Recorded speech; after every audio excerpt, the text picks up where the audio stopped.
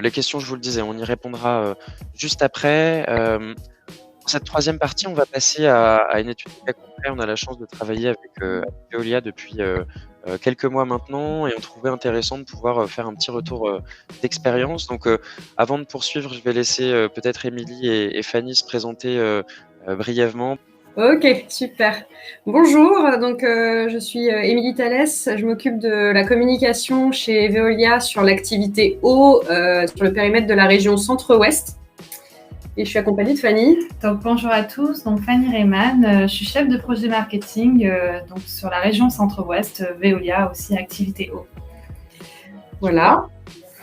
Merci pour la petite présentation. Alors, je vais juste simplement, pour ceux qui nous écoutent, on va simplement recouper nos caméras, on les remettra juste après puisqu'on va rebasculer sur la présentation. L'idée étant, comme tout à l'heure, de garder, d'être sûr que tout le monde visualise bien ce que l'on fait.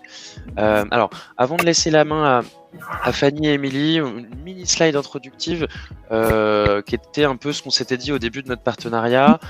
Et ça me permet de redonner quelques infos sur Pitchy, mais l'idée c'était de leur mettre à disposition un outil qui leur permette de créer des vidéos vraiment quali à partir de modèles d'animation préconçus dans l'air du temps, qu'elles puissent créer du contenu sans avoir de compétences spécifiques et avec tout un volet accompagnement. Donc en gros la promesse était de se dire est-ce qu'on est en mesure d'accompagner comme Veolia, mais au niveau de Fanny et d'Émilie, en tout cas de la région Centre-Ouest, qui avait beaucoup de contenu à produire. Elles en parleront beaucoup mieux que moi, mais c'était la petite promesse initiale. Pendant cette partie-là, on va vous passer quelques exemples de vidéos qui ont été réalisées soit par Émilie, soit par Fanny. Et puis, on va faire un petit jeu de questions-réponses. La première question à laquelle vous allez tenter de répondre ce matin, c'est finalement, dans quel contexte avez-vous eu besoin du média vidéo et ce qui a peut-être amené nos échanges et puis, in fine, notre collaboration. Alors donc Émilie qui parle. Effectivement, nous on avait de plus en plus de besoins vidéo, que ce soit pour de l'interne ou de l'externe. Donc d'un point de vue communication, puisque moi c'est ce dont je m'occupe, on avait clairement besoin de produire plus de vidéos et en même temps besoin de réduire les coûts. Donc il nous fallait une solution qui nous permette de pouvoir produire plus de matériel de manière assez agile, parce qu'on a la chance de travailler avec de très bons partenaires agences, mais malgré tout, parfois on a des urgences et il faut pouvoir faire des modifications là tout de suite maintenant, et c'est pas toujours possible lorsqu'on dépend d'un prestataire extérieur.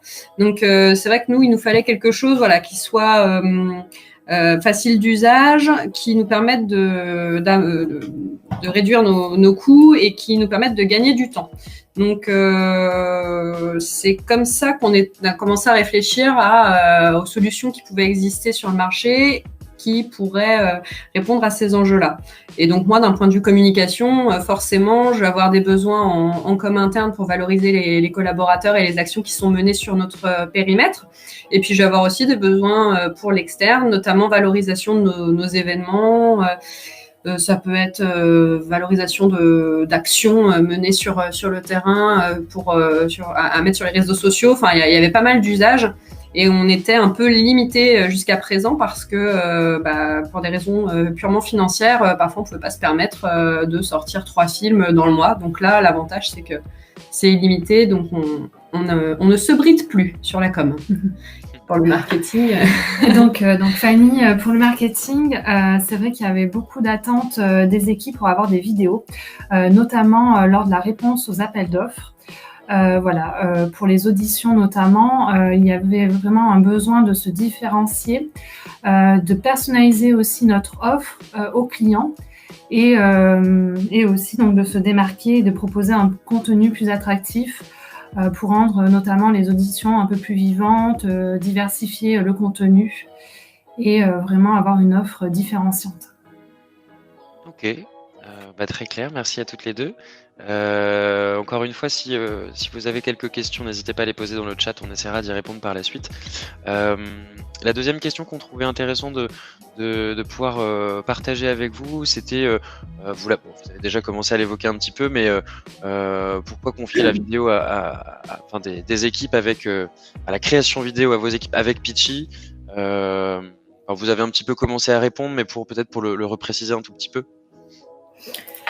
Donc du coup, moi, au niveau marketing, c'est vrai que j'étais sollicitée donc pour avoir plus de vidéos.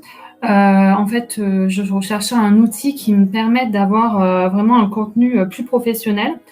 Donc c'est vrai que moi, j'utilisais auparavant iMovie pour faire des films. En fait, j'étais vraiment autodidacte et donc j'avais vraiment un besoin d'un outil qui rende les vidéos un peu plus professionnelles, d'avoir des templates déjà faits, de gagner du temps parce que c'est vrai que quand on répond à des appels d'offres, on est souvent dans l'urgence. On a 1 ou 2 semaines pour préparer une audition et internaliser la création de vidéos me permettait d'avoir un peu plus de flexibilité. Et pour ce qui me concerne, au niveau de la communication, nous, on avait pas mal de frustration des équipes qui, parfois, du coup, ne pouvaient pas mettre en avant que ce soit des collaborateurs, que ce soit des actions menées parce que, voilà, encore une fois, pour des raisons, la plupart du temps, financières. Donc, Pitchy, ça nous permet de produire des vidéos de manière illimitée pendant toute la durée de notre abonnement. Donc, aujourd'hui, on se bride plus et du coup, ça nous permet même de découvrir de nouveaux usages auxquels on n'aurait pas forcément pensé auparavant. Effectivement, en introduction, Antonin disait que les besoins finalement étaient très transverses au niveau des différentes filières. Et donc là, effectivement, Fanny et moi, on représente la com et le marketing, c'est ce qui paraît plus évident au niveau de l'usage de la vidéo. Mais in fine, on a aussi beaucoup de demandes des autres filières qui souhaitent valoriser ce qui est fait chez eux. Et c'est vrai que d'un point de vue RH, ça pose aussi beaucoup de questions au niveau de l'onboarding des collaborateurs, par exemple. Tout ce qui est formation et tutoriel, on ne le faisait pas nécessairement. Et puis aujourd'hui, on se rend compte que c'est vrai que le Covid est passé par là, donc on a eu besoin nous aussi faire beaucoup de formation et donc de valoriser certains outils digitaux. Et une plateforme comme Pitchy nous a permis de multiplier les usages et de faire des choses qu'on n'aurait clairement pas faites auparavant, simplement pour des raisons budgétaires. Très clair, très clair. Rebondir en plus sur ce que j'ai dit en intro, parfait. T'as vu d'écouter. Exactement.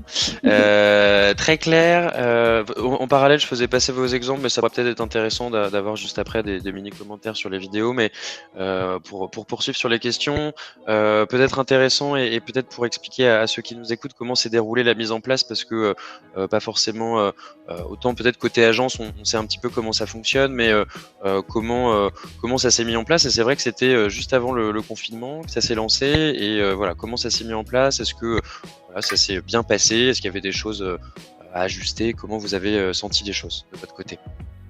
Alors, ça s'est mis en place assez facilement. Comme le disait Fanny juste avant, elle avait déjà quelques notions de montage vidéo. Personnellement, moi, pas du tout. Donc, j'espérais que ce soit pas trop complexe.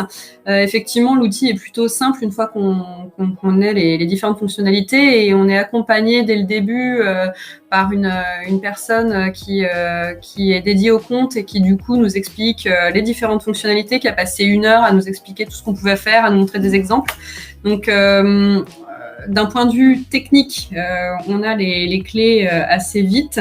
Ensuite, quand on rencontre des soucis, que ce soit Fanny ou moi, je pense que on est d'accord sur le fait qu'on a parfois un peu bugué sur certains aspects et en contactant le support client, on avait des réponses assez rapides. Donc, on ne reste pas bloqué pendant 3 jours avec un problème qu'on ne peut pas résoudre. Donc, ça, c'est aussi assez appréciable. Et ensuite, c'est vrai que pour le début, ce qui peut être compliqué aussi, c'est de se dire, mais ok, j'ai une idée de vidéo, je vais faire quelque chose, mais par quoi je commence? Donc là, il y a plein de templates qui sont tout prêts et surtout, on a bénéficié de pas mal de vidéos d'inspiration.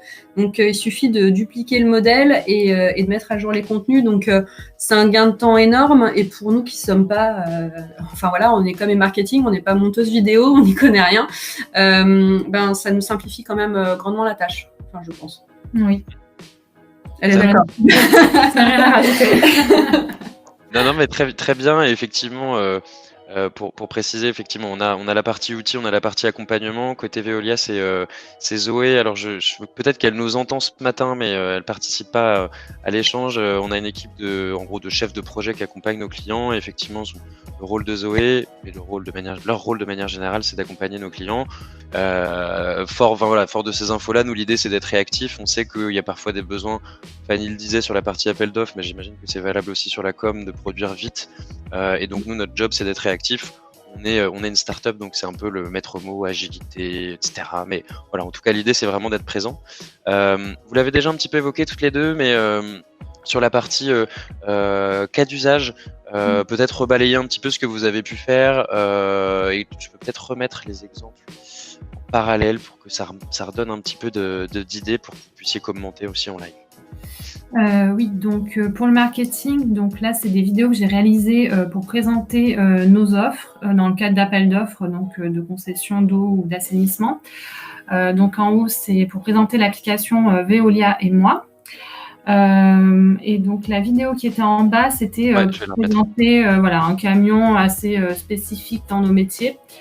Donc voilà, c'est des vidéos vraiment pour intégrer dans nos appels d'offres. Après, il y a aussi pour la partie audition, généralement on fait des vidéos qui synthétisent nos grands axes de la réponse aux appels d'offres. Après, il peut y avoir aussi des interviews de managers ou dirigeants qui ne peuvent pas forcément se déplacer et donc qui peuvent quand même dire un mot lors d'audition. Voilà, pour la partie marketing, ce que j'ai pu faire.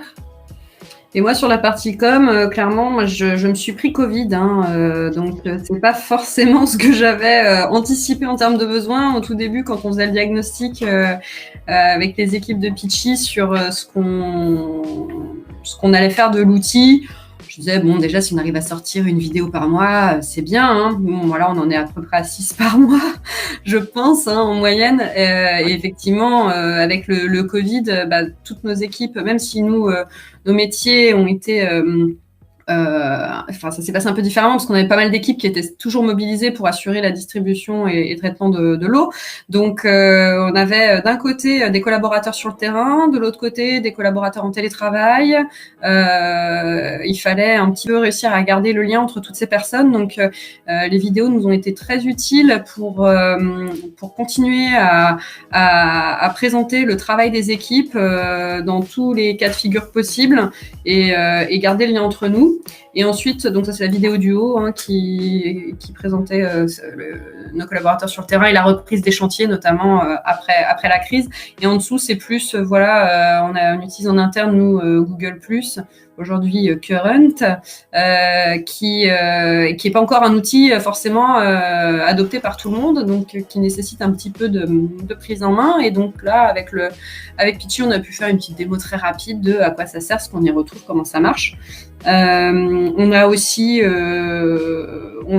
fait pas mal de mise en avant d'actions qui ont été menées localement par des équipes pour faire des dons de masques ou des dons de matériel, des choses comme ça. Donc vraiment tout ce qui a contribué à valoriser nos collaborateurs pendant la période de crise. En interne, Pitchy nous a été très utile. Maintenant, sur les projets à venir hors Covid, je pense qu'on va plus reprendre le volet de ce qu'on avait initialement en tête, remettre l'accent un peu sur l'événementiel, si on arrive à pouvoir refaire des événements en présentiel un jour. Donc, c'est vrai que le côté faire de petites vidéos teaser rapides pour annoncer un événement, expliquer quand ça se passe, à quelle heure, est-ce qu'on y retrouvera. Donc, ça se fait en 2 minutes, c'est quand même pratique.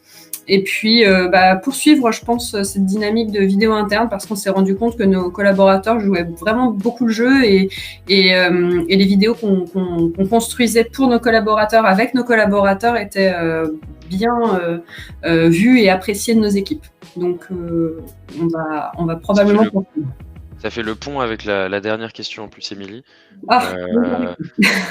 Pour le coup, je pense que on sent que voilà l'utilisation aujourd'hui, elle est maîtrisée, assez simple. Et si en plus les retours en interne sont bons, ça du coup ça faisait le pont avec la dernière question. Quels sont les retours? Et je pense qu'effectivement la population interne devient assez friande de contenu vidéo et c'est là où finalement ça peut être un succès à 2 niveaux et ça nous fait plaisir. Oui, tout à fait. Les retours des collaborateurs sont plutôt positifs. Je pense qu'ils apprécient de voir qu'on met en avant ce qu'ils font. Alors auparavant, on le faisait aussi, mais plus de manière écrite sur l'intranet. Et aujourd'hui, les gens n'ont pas forcément le temps de lire, alors qu'une vidéo, finalement, ça a toujours souvent plus facile à s'approprier. En termes de retour d'expérience, clairement, nous, on a gagné beaucoup de temps. Je pense pas qu'on aurait été capable, justement pendant le Covid, je pense pas qu'on aurait été capable de produire tous ces contenus sans cette solution. Donc, ça nous a été fortement utile. Ce qu'on apprécie aussi finalement, c'est que on est, je disais tout à l'heure, pas mal accompagné et notamment on nous propose régulièrement des templates. Et c'est vrai que sur la crise Covid, Zoé nous avait présenté différents cas d'usage qui avaient été préparés et pré-mâchés entre guillemets par les équipes de Pitchy sur justement les dernières, toutes les thématiques liées au Covid. Comment je respecte les gestes barrières, les interviews confinées avec les équipes, voilà. Donc il y avait plusieurs choses qui étaient déjà faites et qui donnent un peu d'inspiration et qui nous permettent de nous approprier ça et de le mettre un peu à notre sauce. Donc on part pas de la page blanche non plus. Donc là-dessus, moi je trouve ça intéressant et de voir que l'outil évolue et qu'on reste pas sur 3 pauvres templates qui sont jamais mis à jour, c'est quand même appréciable de se dire que voilà, chaque mois je vais découvrir de nouvelles choses et pouvoir un peu varier mes usages de la plateforme. Donc voilà, aujourd'hui nous, c'est vrai que d'un point de vue communication, en tout cas, l'outil a plutôt fait ses preuves, donc on est plutôt content du résultat. Et je pense que les collaborateurs, voilà, sont plutôt, on va être de plus en plus sollicités à mon avis pour faire de la production vidéo. Bon, super. Hyper intéressant. Je me permets juste de préciser du coup dans les 2 exemples qui passaient à droite pour faire le pont avec ce que je disais en intro. La vidéo du dessus, en fait, c'était plutôt de la vidéo filmée. Il y avait l'interview là de ce monsieur avec un masque, alors que celle du dessous, on était vraiment sur du pur motion design, un ordinateur en 3D, des pictos, du texte. Donc que ceux qui nous écoutent puissent faire bien la distinction entre les deux. En tout cas, Fanny, Émilie, merci beaucoup pour ce retour riche et complet.